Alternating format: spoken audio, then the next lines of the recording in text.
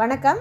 இன்றைக்கி நான் என்ன டிஷ் செஞ்சுருக்கேங்கிறத பார்த்துட்ருக்கேன். நீங்கள் தான் கண்டுபிடிக்க போகிறீங்க. ஆமாம், இந்த டிஷ்ஷை பார்த்த உடனே என்ன டைப்னு தோணுச்சோ அதை அப்படியே கமெண்ட்டில் சொல்லுங்கள். அதுக்காக வீடியோவை ஓட்டி பார்த்துலாம் சொல்லக்கூடாது. பார்த்த உடனே எந்த மாதிரி டிஷ்ஷாக இருக்குன்னு தோணுச்சோ அதை மட்டும் கமெண்ட்டில் சொல்லுங்கள். பார்க்கலாம் யார் யாருக்கெல்லாம் என்னென்ன டிஷ் ஞாபகம் வந்துச்சுன்னு கமெண்ட்டில் தெரிஞ்சுக்கலாம். சரி, இப்போ நம்ம வீடியோக்குள்ளே போகலாம். இந்த டிஷ் செய்ய ஆரம்பிக்கலாம். டேங் ஃபிஷ் வச்சு தான் இந்த டிஷ் செஞ்சுருக்கோம். எந்த வகையான மீன் வச்சு வேணாலும் இந்த மெத்தடில் செய்யலாம். ஆனால் நான் எப்பயும் போல் ஃபேவரட் ஏரியோவால் மீன் வச்சு தான் இந்த டிஷ் செஞ்சுருக்கேன். இந்த டிஷ் செய்யறதுக்கு ரொம்ப ஈஸியான மெத்தட்லேயும் அதே சமயத்தில் சாப்பிட்றதுக்கு டேஸ்ட் கொஞ்சம் வித்தியாசமான முறையிலையும் இருக்கும். நான் இந்த ஃபிஷ் ரெசிபிக்கு வச்சுருக்க பேர் கார்லிக் ஃபிஷ் சில்லி. சரி, இப்போ இந்த கார்லிக் ஃபிஷ் சில்லி செய்ய ஆரம்பிக்கலாம். முதல்ல மீன் சுத்தம் பண்ணி உப்பு மஞ்சத்தூள் மட்டும் போட்டு கலந்து வச்சுக்கலாம்.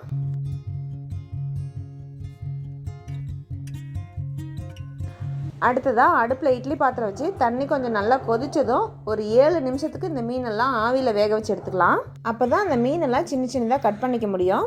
நான் இந்த மீன் வேக வைக்கும் போது ஃப்ளேவருக்காக ஒரு கொத்து புதினா வைக்கிறேன். இட்லி பாத்திரத்தில் தண்ணி நல்லா கொதித்ததுக்கப்புறம் வச்சதுனால 7 நிமிஷத்தில் மீன் இந்தளவுக்கு நல்லா வெந்துடுச்சு. இந்த மீன் கொஞ்சம் நல்லா ஆறட்டும்னு மேலே இருக்க தோல் எடுத்துகிட்டு இந்த சைஸில் கட் பண்ணி வச்சுக்கணும். அவ்வளோதான், மீன்லாம் கட் பண்ணி வச்சிட்டோம் இல்லையா? இனிமேல் இதை கார்லிக் போட்டு நல்லா வாசனையாக தாளிக்க போகிறோம்.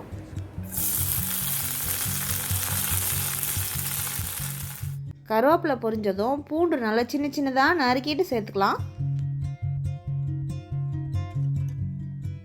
தேவையான அளவுக்கு உப்பு சேர்த்துக்கிறேன். ஏற்கனவே மீன் வேக வைக்கும் போது உப்பு போட்டிருக்கோம், அதனால் இப்போ பார்த்து கச்சிதமாக சேர்த்துக்கணும்.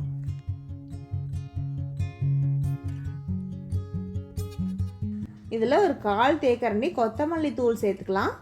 அப்புறம் காரத்துக்கு தேவையான அளவுக்கு வெறும் மிளகாத்தூளும் மிளகுத்தூளும் சேர்த்துக்கணும். பூண்டு கொஞ்சம் வதங்கினதும் நம்ம கட் பண்ணி வச்ச மீன்லாம் இதிலே போட்டு நல்லா கலந்துக்கலாம். இந்த மீன்லாம் நல்லா கலந்து விட்டுட்டு உடனே தீயை அணைச்சிடலாம். ரொம்ப நேரம் அடுப்பில் வச்சுருக்க தேவையில்ல. தீயை அணைச்சதுக்கப்புறமா கொஞ்சமாக வெங்காயத்தாள் தூவிக்கலாம்.